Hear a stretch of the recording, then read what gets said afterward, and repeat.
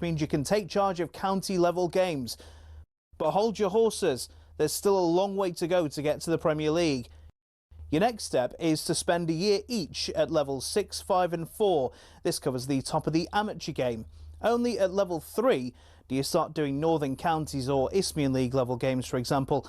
If you've done this all quickly, you can reach level 2 and ref your first National League match after, I don't know, 6 years? After getting enough experience at that level, you can apply to be a referee in the EFL. There's an interview, people watching you do games, and then, if the EFL are happy, you'll be granted a level 1 licence to ref in games in League 2 and above. Now, they don't just say on you go to the Premier League, you have to work your way up through the divisions. Only after years of hard work and refereeing on cold Tuesday nights in Stoke can you be considered to do matches in some of Europe's very best stadiums. Now, who was the youngest to reach the very top?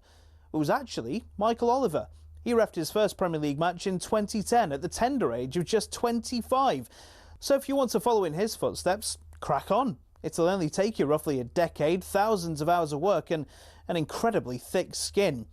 In total, there are 37,000 registered referees across England, but the PGMOL has only deemed 21 good enough for the top flight.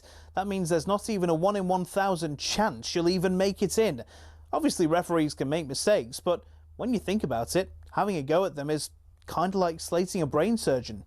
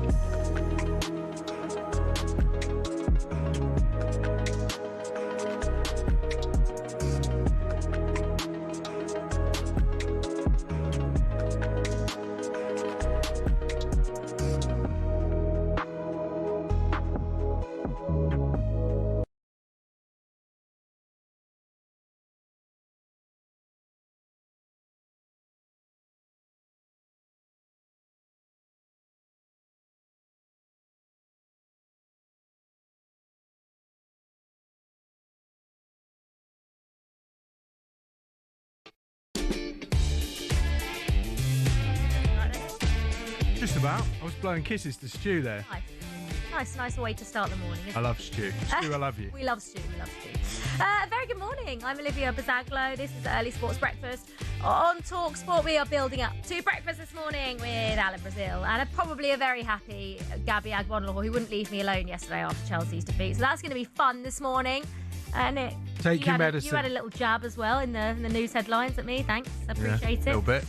What is coming up over the next hour? We'll start with the Ashes. Can't keep my eyes off the big TV in here. England have won the toss. They are 2 down. Pope and Duckett going cheaply. We'll get John Norman on the line in a second. Back to winning ways for Arsenal. 5 points clear at the top. We'll hear from Mikel Arteta. And with Villa winning again, 6 points off the top, playing Arsenal on Saturday, are Unai Emery's side in the title race? As always, get involved on the usual number 03717 223344 or on the text 81089. Thanks, Nick. Right, let's get into it, shall we?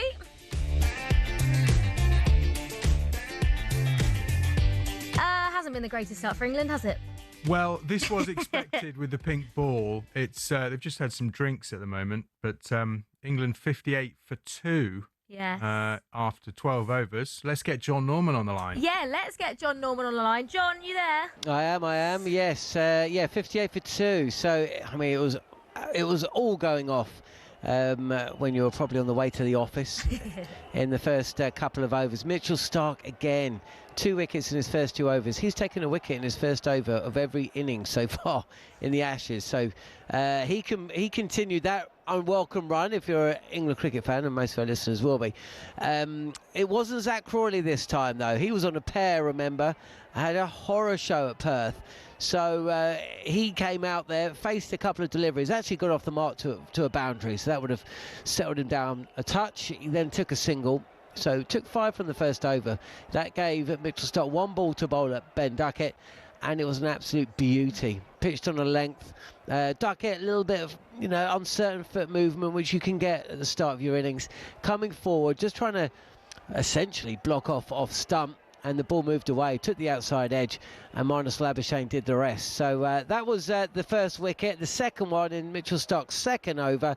Poor shot really from Ollie Pope. We know he's a little frenetic at the start of his innings, trying to force a shot through the offside.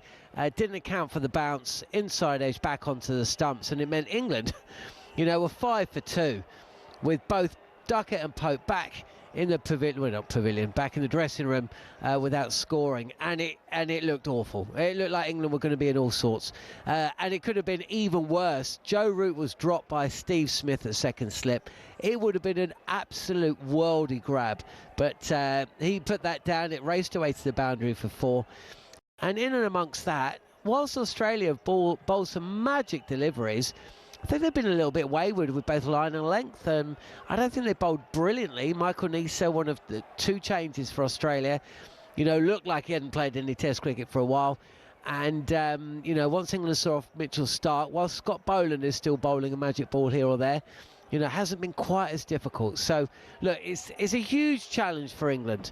But from 5 for 2, it looked like, it was like horror show continued from Perth. Things looking slightly more optimistic now. John, I was just going to ask, Aussies left out Nathan Lyon, the spinner, in favour of Michael Neser. Cummins not ready for this test yet. Boland and Doggett, both good, but England feel like they might be able to get after them. What does this challenge mean for England's batters at the Gabba after such a poor effort in Perth? Well, it means everything, because they just simply can't afford to get this one wrong, and that's the problem England have got now. The pressure is well and truly on them. Australia can afford a bad hour or bad session, but can England? So that's the challenge. And of course, yeah, you're right, they're playing against an Australia side which has not got its 2 best bowlers. I mean, okay, in pink ball cricket you'd say Mitchell Starc is their best bowler, but Pat Cummins, the captain, he can bat. He's almost impossible to get away, provides leadership as well as skills with the ball. And then Josh Hazlewood, some would say, is the best of the lot. So England were given a huge opportunity at Perth. They did not take it. They've just got to do better at the Gabba. The problem is, much like Perth, their record at this ground absolutely stinks. So, they're really going to have to rewrite some history, not just at this ground, but against the pink ball. They've got a poor record. They very rarely play pink ball cricket. So it's advantage Australia, but the rate that they score, England, Crawley's 39, he's 39 from 46, Root's 20 from 28. It's putting pressure back on Australia, and that is exactly what Bazball, if it exists, is all about. Yeah, definitely. John, you've mentioned there the pink ball game, the day-night test, and you've mentioned the Gabba as well and England's poor record there. Out of those 3, what's going to be the toughest test for England's Bazballers, do you reckon? I think potentially the pink ball, just because they just don't play it. In normal red ball cricket, these players have been playing it for 10 years or so. They play it county, they play it test level, and they understand the way the game moves. The pink ball cricket is very different. In a normal day's cricket, you give the first session to the bowler, well, traditionally, and then you basically cash in sessions 2 and 3. But with pink ball cricket, the opposite is almost the truth, because it gets more difficult to bat as essentially the conditions change overhead. So that means instead of giving the first session to the bowler, you've got to cash in now. And that, of course, brings the bowling team back into it. It does make for exciting cricket. It's a different tactic employed. And, of course, batting against a pink ball is different. Without going into the out-and-out specifics of cricket, if you look at a cricket ball, one of the guides that a batter will have is what the seam is doing. A white seam on a red ball is much easier to pick up than the black seam on a pink ball, and that means the batters are kind of guessing a touch, and again that makes things much more difficult. If you've never played the game, pink ball cricket, like Jamie Smith has never played a pink ball test, has never played a game, a first-class game of pink ball cricket. He's coming up against a team that play it every year. You know, that is ridiculous. So that's going to be a huge challenge.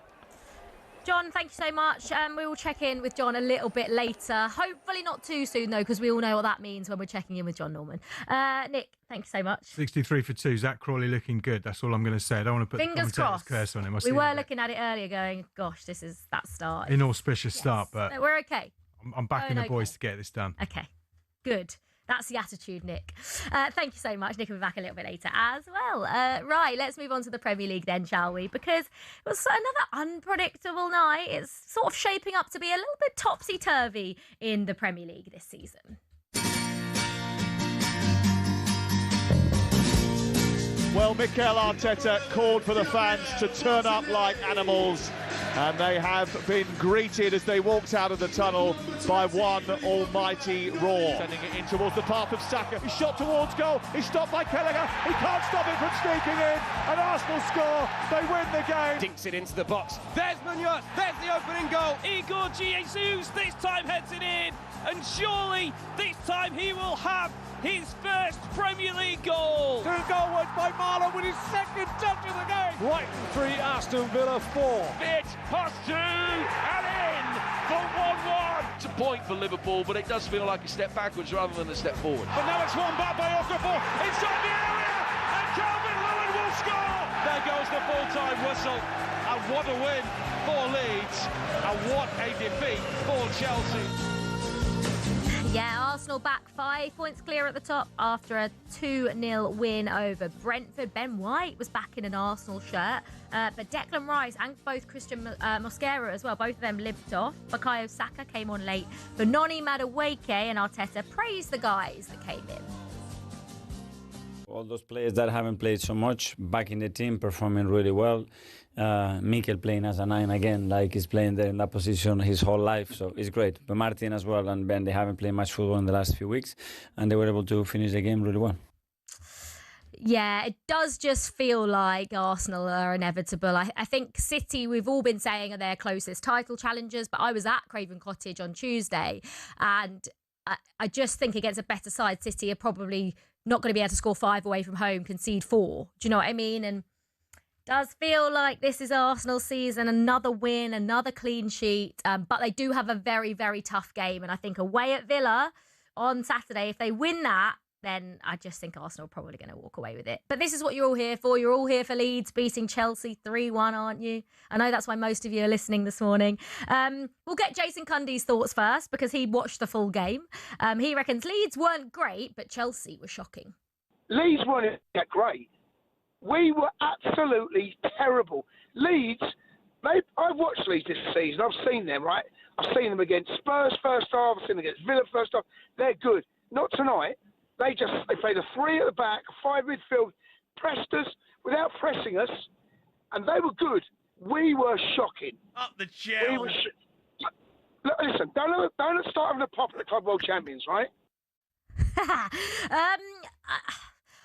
It's really hard to have an opinion when you haven't watched the full game. From what I gathered from the game, Leeds wanted it, Chelsea didn't.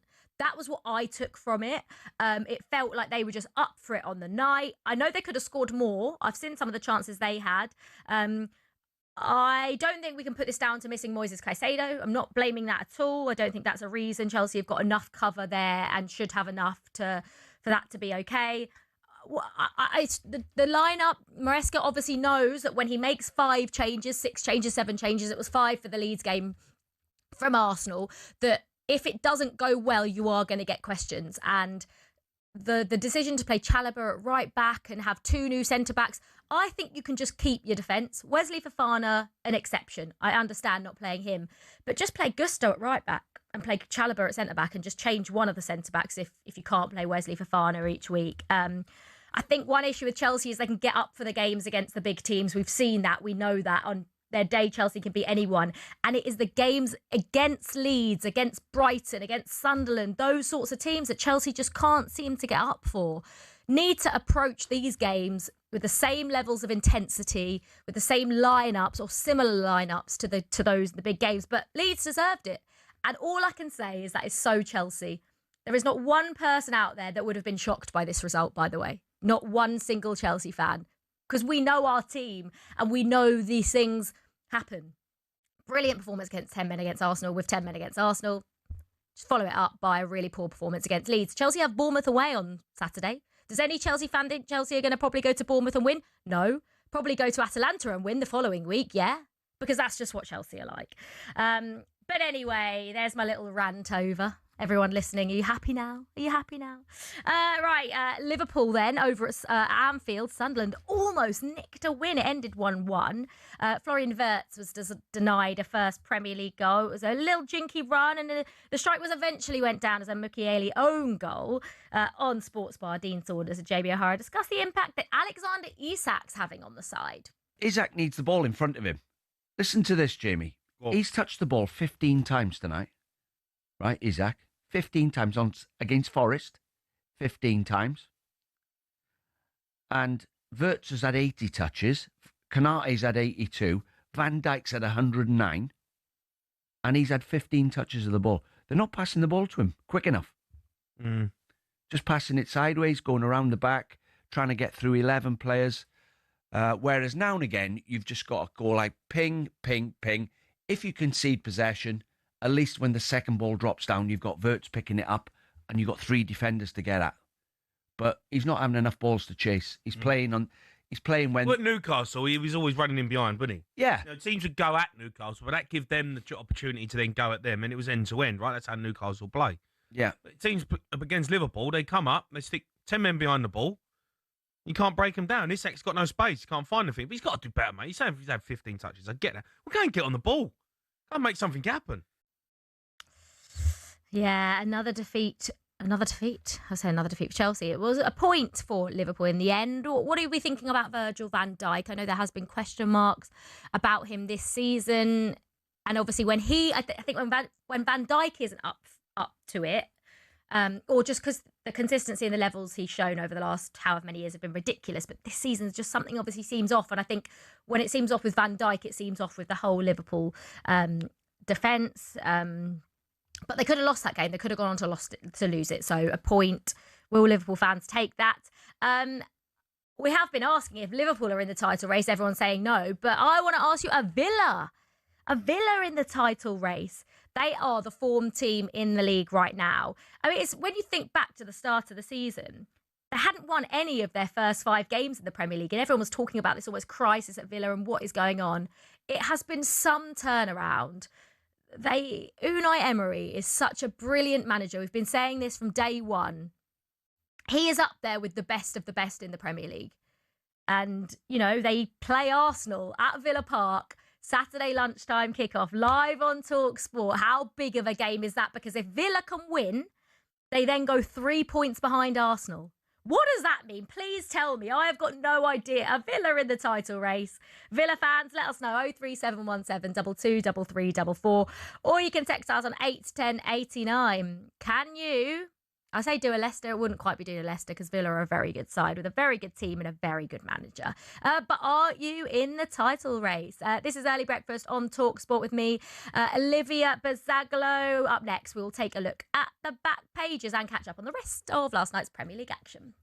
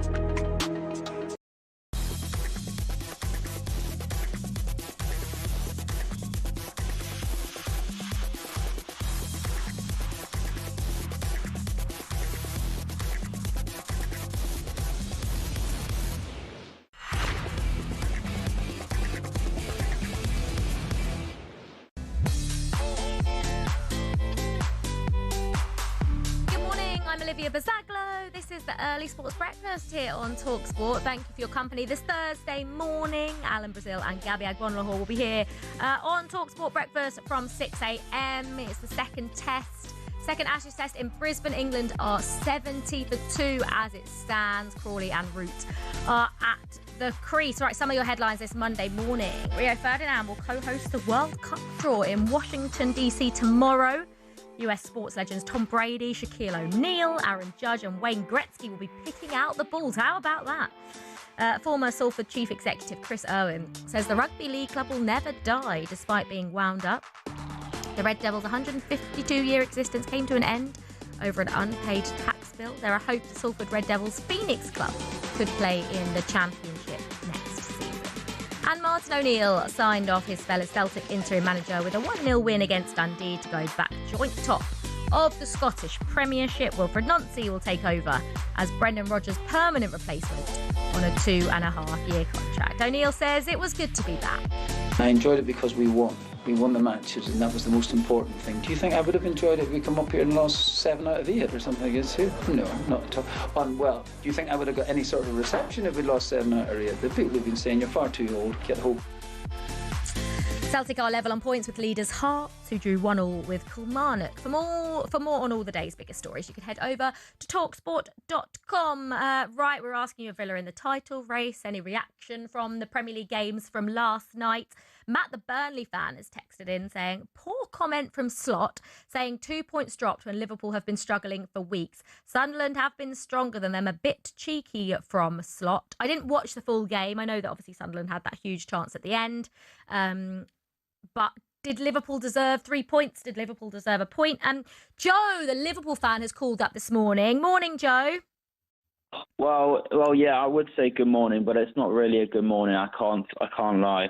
Okay, I didn't watch the full game, right? I know it was 1-1. Did Liverpool deserve all 3? Did they deserve nothing? How did you see it? I think on the balance of play, probably a draw is the fair result. I think we had, chances, openings, but we lacked creativity, and that's kind of been one of the main faults of our play the whole season. We've lacked a clinical edge, we've lacked a cutting edge in front of goal with no connection, and it's part of the problem. And I want to say, I feel very deflated. I'm very dejected. I think Liverpool fans are very dispirited. We're very demoralised. We're very downbeat, and I think I got called a plant pot the other day on the lovely morning show, and the plant pot was right. Slot has to go. I was Slot out after City away. We need a new impetus. We need a new manager. We need new ideas. We need a new style. I think he's lost the dressing room, and we are in a massive crisis. Now, I don't think there has to be an overreaction, because as a Liverpool Football Club, we do things together, we stay together, we stick together, and I'm not going to go in massively on the players at all. But wait. Isn't sacking him an overreaction though? Absolutely not. No, you cannot. This is unjustifiable. It's absolutely. This season is inexcusable. It's so poor. We're out of the title race. We were out of the title race, let's say 10 games into the season, and you cannot be. Football's a ruthless business. He has to be sacked for these performances. He has to be sacked for these results. And some people say it's not the Liverpool way. Well, actually, I don't really care, because we have to evolve. We have to adapt. And, we're going to struggle if we don't evolve and don't adapt. And part of why we have been successful, and why we are a successful football club is because we adapt. It's because we have adaptable players, and because we have to have a degree of flexibility. So sacking Slot is not an overreaction. It's a commentary on the fact that we've been extremely poor. He's failed to live up to the standards. He's failed to get us the results. And we need a new impetus and new ideas immediately to get these new signings and Liverpool Football Club back to where we belong. Oh. Joe, thank you so much for your call this morning, Joe. That's a big shout from Joe. I wonder how many Liverpool fans agree with Joe. Do you think that this has gone too far? Do you think Slot should still be given the chance? I'm not a Liverpool fan, so I'm only speaking from the outside looking in, but I would still obviously, I don't think Slot should lose his job. No way, not after what he did last season. Let's rattle through then just quickly some of the other results in the Premier League. We mentioned Villa. They're up to third. They came back. They were 2-0 down at Brighton. It was a 7-goal thriller in the end. They won that 4-3. Ollie Watkins scoring twice, which was nice. And Wolves lost again. They went down 1-0 at home to Forest as well. Wolves fans, I really, really, really want it to go well for Rob Edwards. I really, really do. But another defeat, this time at home to Forest, just 2 points from 14 games. They're still the only side in the top 7 divisions without a win this season. When is it going to come for you Wolves fans? Or have you just conceded that it might be over already? I don't think it is. I think there's still plenty of football to play. Right, time now to get into the back pages. Nick's back in the studio with me. Nick, what are the back pages saying this morning? Not really. Is there anything really... Well, right? I've got something quite interesting in a second. Most of the back pages going for Arsenal, and Mikel Merino's sort of continued excellence at this sort of false 9 role he's playing. Scored again. I mean, pick and mix on the back of the Sun, back of the Daily Express. Guns for higher, as in higher in the table. Oh, nice, yeah. In good Mick on the back of the Star Sport. No sign of flagging as well, with Mikel Merino running around the corner flag there. A few injuries for Arsenal to worry about though. Very quickly, just to look at this, it's quite an interesting story about this Tony Bloom betting syndicate. It's on the back of the Times. It's from Matt Lawton and David Brown, journalists at the Times. It's talking about Tony Bloom, the owner of Brighton and Hove Albion, accused of operating a secret £600 million gambling syndicate to bet on football matches. I don't know how secret it was. All of this has come out because of a high court case between a guy called Ryan Dudfield, who alleges he's owed £17.5 million of the profits from this syndicate. There's nothing that suggests that anything is illegal here. Right. Tony Bloom is basically kind of running this betting syndicate where they bet on sports events, predominantly football, around the world. Now, as the Brighton owner and also operating in charge of Hearts as well and other clubs, Union Saint-Gilloise, he's not allowed to bet on any games that involving his clubs. But he's allowed to bet on. You're allowed to bet on others. On others, yeah, and it's quite strange, really. It's kind of like through a proxy. He's basically in charge of this syndicate. It's not. It's also understood that some well-known footballers are placing the same bets. They're not part of the syndicate, but placing the same bets as this syndicate are placing.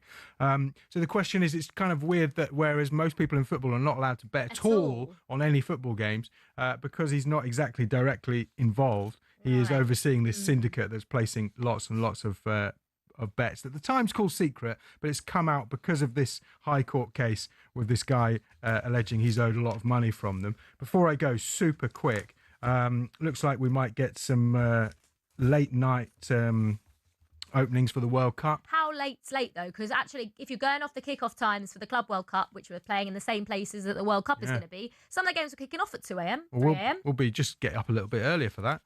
Imagine having a breakfast. Pubs, how is it going to work? Well, they just get temporary late night licenses for the World Cup. Also, I know we've got to go for the break, but fan groups saying that ticket pricing for next summer's World Cup is exploitative. The cheapest ticket for the final at the moment, $8,000. £8,000. Yeah. Wow. Would you pay £8,000 to go to a World Cup final? I don't have that much money. No, but if you did. Yeah, because it's a World Cup final. But even if England won in it.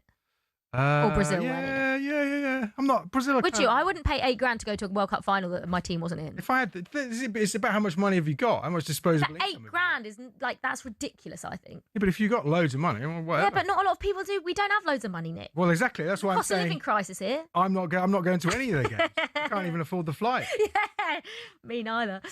Thank you very much, Cheers. Nick. I'm Olivia Buzaglo. This is Early Sports Breakfast. It's just gone 5:30. England are 72-2 in the second test over in Brisbane. Up next, we'll tell you how you can win tickets to the darts with talkSPORT, and we'll take a look at the front pages as well.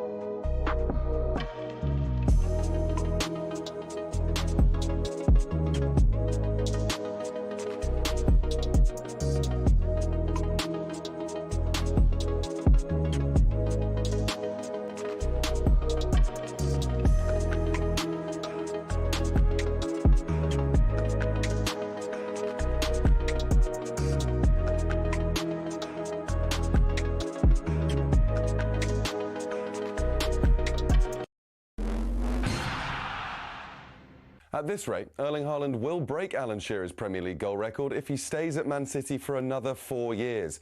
Haaland scored 113 fewer games, but Simon Jordan thinks comparisons are unfair. Shearer only played in a Blackburn side that was for a period of time elite. He played in a brand of football where it wasn't accepted for the top players to be scoring the amount of goals that they seem to be scoring, whether it's Lewandowski, whether it's Harry Kane. Meanwhile, after Man City almost let a 4-goal lead slip at Fulham, Danny Murphy says Guardiola's side are unlikely to win the league, conceding so many. It's the way they're playing at the moment. He's all or nothing. Yeah. Leeds game, conceded chances, and yesterday they were all over the place defensively. In the draw for the 2027 Rugby World Cup, Scotland have drawn Ireland again. Portugal and Uruguay complete their group. England are in with Wales, Tonga and Zimbabwe. In Rugby League, Salford Red Devils has been wound up at a specialist companies court over unpaid taxes. Supporters of the 152-year-old team are planning to resurrect the Red Devils as a Phoenix club. And ahead of the second Ashes test tomorrow, the Aussies are being coy over whether captain Pat Cummins is fit to start.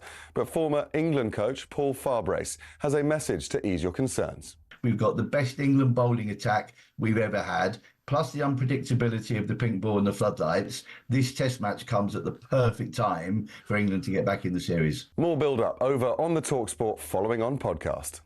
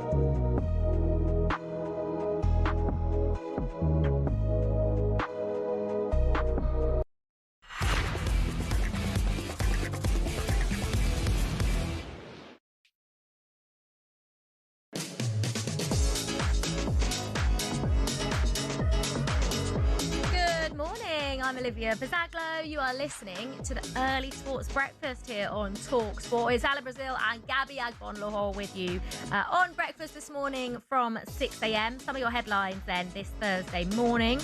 England's rugby union side have a plum draw for 2027's World Cup. Steve Borthwick's side should be targeting a final with hosts Australia, Italy and Ireland as potential knockout opponents. Scotland are in Ireland's group again. World Snooker #1 Judd Trump is into the quarterfinals of the UK Championship in York. He beat Sir Jiahui 6-3. Mark Selby got through 6-2 against Zhu Yulong. John Higgins plays Sean Murphy's headlines this evening's second round action. And has Daniel Farke extended his time at Leeds with that huge win over Chelsea? We understood his position was under threat. Leeds legend Eddie Gray told White and Jordan yesterday Farke's doing well. I think the manager's done a great job for the football club. You know, I think he's done a terrific job. I mean, it is, as I said to you earlier, Jim, it is a big jump. Jumping for the Championship, to get into the Premier League, the quality of the players you're playing against, it makes it more difficult for everybody. But, you know, I think Daniel's done a good job for the club. Yeah, brilliant win, wasn't it, for Daniel Farke against Chelsea. For more on all those stories, you can visit talksport.com.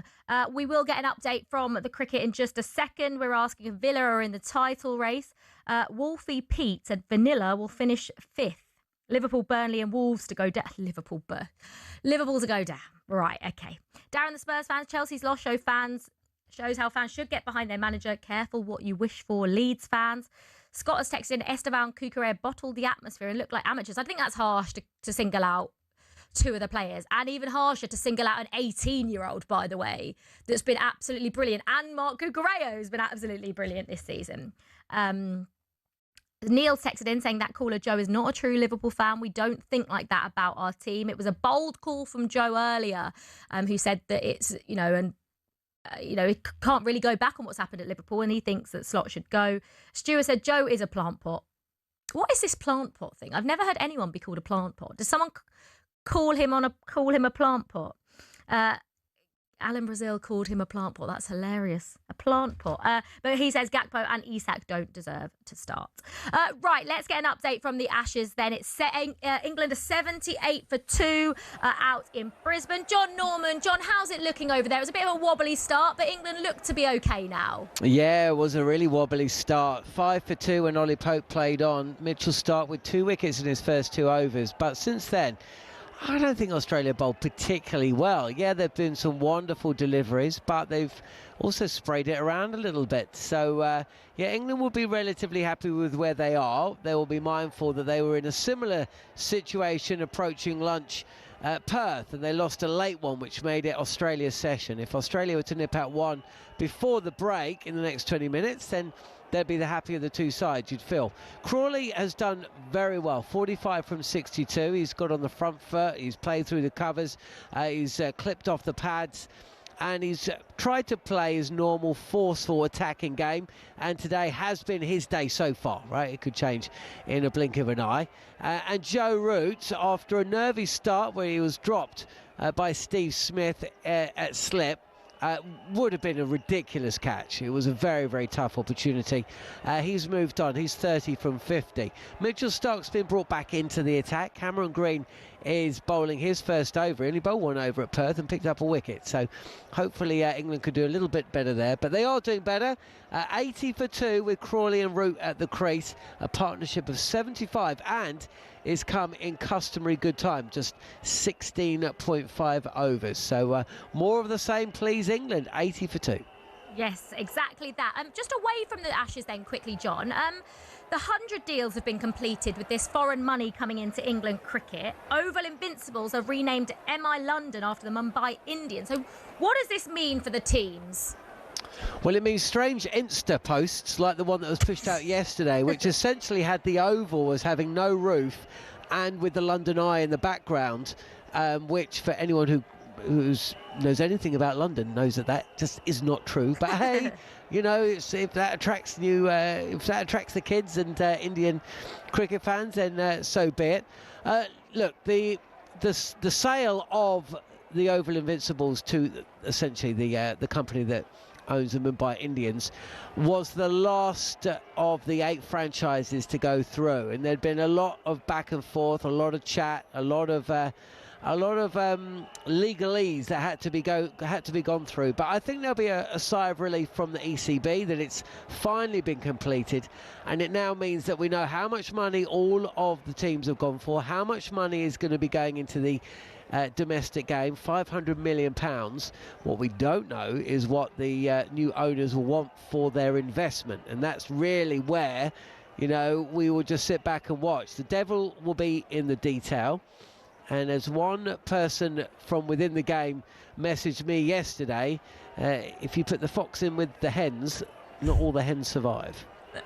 John, thank you so much. We'll catch up with John as and when, hopefully not too soon. England are 84 for 2 in the second Ashes test. Right now, it's competition time. Step up to the Oki and win on talkSPORT. Yes, we are a week away from the talkSPORT Darts Presenter Trophy, and this is your chance to be there.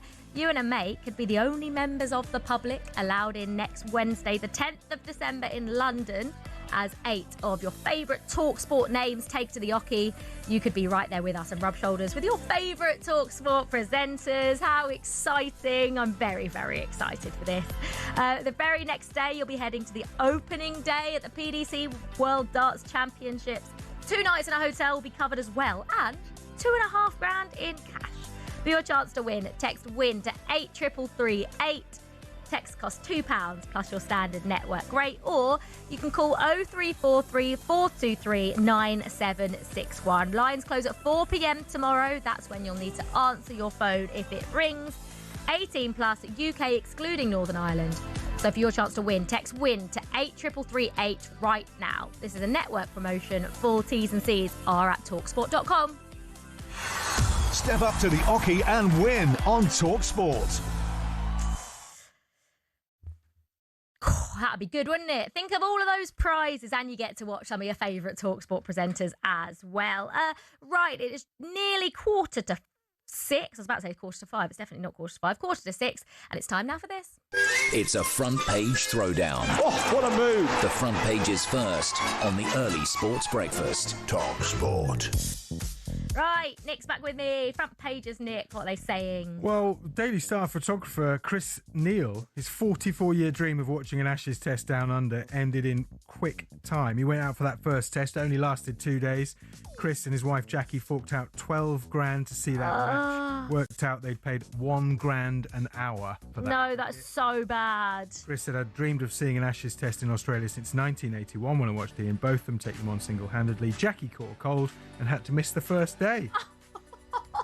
So she spent 2 grand an hour. Oh my gosh, that's horrific. On the second, we were in a good position at lunch. I went for a beer and it all fell apart. Oh no. I mean, that's basically... Imagine how, like, horrific you feel coming back after spending all that money and getting to see, for Jackie, 1 day of cricket. Hopefully they had a couple of nice days on the beach. At least the weather's good. Very quickly, enjoyed this story about a raccoon breaking into an alcohol store over in the States. The bandit smashed bottles, trashed the ceiling, left pools of alcohol over the floor before passing out. There's a picture of a raccoon in the toilet, passed out on the floor. Beast's booze bender. Incredible, isn't it? That's absolutely incredible. Is in Virginia over in the US. Just wondering if you've ever had any shockers whilst drunk that you want to own up to? I can't actually pinpoint one. I've had plenty of shockers, but... I pulled a sink off a wall once. You pulled a sink off a wall? And I don't remember doing it, yeah. I woke up in the morning and the sink was basically on the floor. Where was it? It was my friend's guest house in Brazil. Luckily, guest house. He was very cool. But yeah, what would you call it? Yeah. Yeah, guest house. It just sounds really posh, doesn't it? It wasn't posh. It was in the middle of the jungle. Oh, that sounds cool. It is really cool. Yeah. Between Rio and Sao Paulo. Great place. And then very finally, miniature Dachshunds are Christmas's clumsiest canines. More than a quarter of all insurance claims relating to the breed happen during the festive season. You like the Dachshund? Isn't it Dachshund? Oh, I don't know. Are they not the same dog? Do you know how to pronounce Dachshund? Is that a dog? I thought that's how you pronounce it. I thought it was Dachshund. Dachshund. Well, listen. You can quite clearly tell we don't have dogs. Please text in and tell us how to pronounce it. How to pronounce it, yeah. But they are the cutest dogs ever, by the way. Miniature sausage dogs. Favourite breed? I mean, I've never had, I always thought that if I was ever to get a dog, I'd get a big dog. I used to love, Alsatians and, police dogs. Rhodesian Ridgeback. But now I'm thinking, Cavapoos, the ones that stay little, I think they're more for me. A bit more manageable in the city.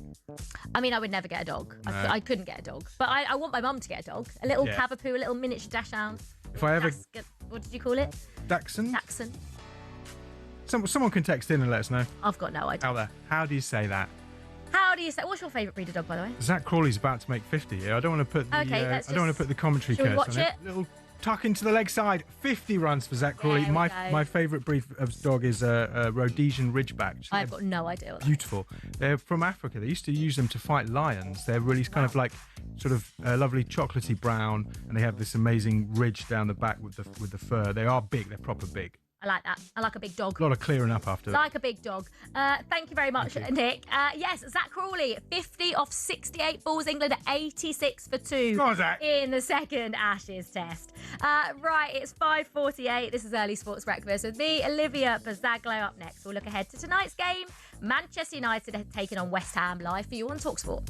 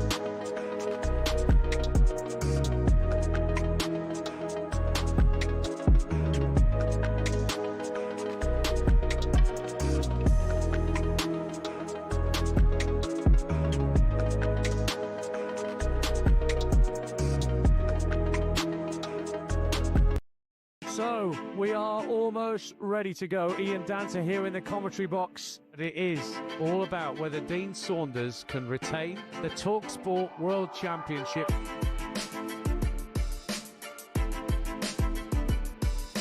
To win the leg. She's got it! Gets it! Double nine! He refuses the handshake.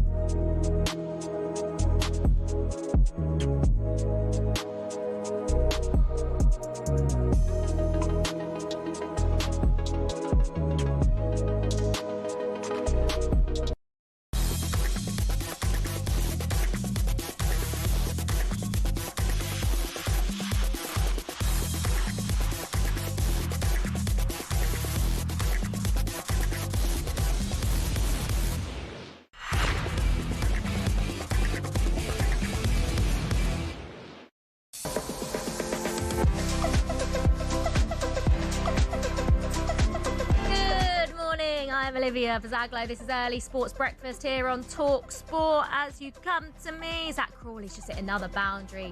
It's 55 off 71 balls now. England are 92 for 2 in the second Ashes Test. We are building up to breakfast this morning in just under 10 minutes with Alan Brazil and Gabby Agbonlahor. Now, there is a game in the Premier League tonight. Manchester United host West Ham exclusively live on talkSPORT. So let's speak to talkSPORT's Angelina Kelly. Morning, Angelina. Good morning. Did not get the memo. Semi-matching jumpers here. What no, it's cute. I like it. Good minds think alike. Let's talk about United West Ham then. Both teams have conceded a few goals recently. I don't really know where I stand on Man United at home. 1 minute they look great, the next they don't. And the same with West Ham, really. Are we expecting a lot of goals here, do you reckon? I mean, I'm expecting goals one way as a Man United fan, but who knows? You do not know what you're getting. I mean, you look at the Everton game, for example, how you're not beating 10 players. You know, that should have been a win. It wasn't. Man United weren't good enough. You have the Crystal Palace game where they were terrible in the first half and then they managed to turn it round. You would like to think, and I've already stitched myself up on the talkSPORT Man United show on YouTube, Inside Devils. I've already stitched myself up because I'm like, yeah, Man United on paper should be winning this. This would be absolutely fine. So who knows what we will see? But for me personally, I agree. There will be goals. Manchester United's defence hasn't looked great. Lenny Yoro, bless him, he's had an absolute mare recently. Whether Ruben Amorim will continue with him, we will see. Obviously, the goalkeeper, I think a lot of Man United fans think that he's amazing, but that's because they're used to Andre Onana. Now, he's probably just doing the basics, but for Manchester United fans, like, oh my God, he's amazing. He's just like, you know, he's doing well from corners and set pieces, you know. So I do feel that there could be goals. I'm just hoping and praying for a Manchester United win. I mean, if United do win, they can go up to 5th, level on points with Chelsea. And it's not so bad of a season then, is it, when you're talking about Chelsea being potential title challengers and Man United being up there. But it obviously is a big if, given Manchester United's form. Mateus Cunha's been a little bit out of form. Why do you think that is? You know what? It's a bit of a mixture. Obviously, he's had 1 or 2 injuries, but I think it can be, as much as he's Premier League proven, it can take a minute to slot into a new team, especially a team like this with so much going on. The shirt is heavy. Whether people admit it or not, Manchester United may not be the team that we know from, you know, a decade or 2 ago, but it's still a massive, massive club. And I think the main thing for fans is that we're seeing good performances. He might not be scoring goals, but Manchester United fans are seeing him trying, seeing him making those runs. And when you think about last season, you had Joshua Zirkzee and Rasmus Højlund. This season, you at least have got somebody like Cunha who has got so much more talent. Someone like Brian Mbeumo as well. Obviously, he's been a little bit better. He's been finding the back of the net. But I think it could just be, you know, the expectation and the weight of the Manchester United shirt. And he might just be finding his feet. It's one of those. But I have no doubt that the performances that we're seeing on the pitch, the goals will be linking up with it eventually. Yeah, absolutely. In a word, Angelina, obviously United fan, how do you reckon it's going to go? United going to get all 3 points? They better had to, because like I say, I've already stitched myself up. So, yeah, 100%. Hopefully we'll see Mason Mount back on the pitch, because I think he's been absolutely excellent. So fingers crossed, Manchester United win. Thank you so much, Angelina. Great to speak to you. You can catch Angelina on Inside Devils alongside Flex, Alex Crook and Ryan Scott Douglas as well. That's talkSPORT's Manchester United show on YouTube. Remember, United versus West Ham is live on talkSPORT tonight from 7 p.m. We've had plenty of texts in. Still no clear on how to say Dachshund, Dachshund. Luke said Nick was right on Dachshund, and Wolfie said it's Dachshund, guys. Dave in the Lake District, how come it's not Chelsea FM this morning? Guys, I don't get to choose. Please, it's not my fault. And Guy in Worcester, morning Olivia, I've been backing Farke all along. Sick of this sack culture. The lads are clearly running through walls for Farke. It's hard to disagree. Right, plenty more coming up on talkSPORT Breakfast with Alan and Gabby this morning. So Rod Stewart is on the show, Matchroom Chairman Eddie Hearn as well, and European football expert Kevin Hatchard will be on as well. You've been listening to Early Sports Breakfast with me, Olivia Buzaglo. It's Alan and Gabby next.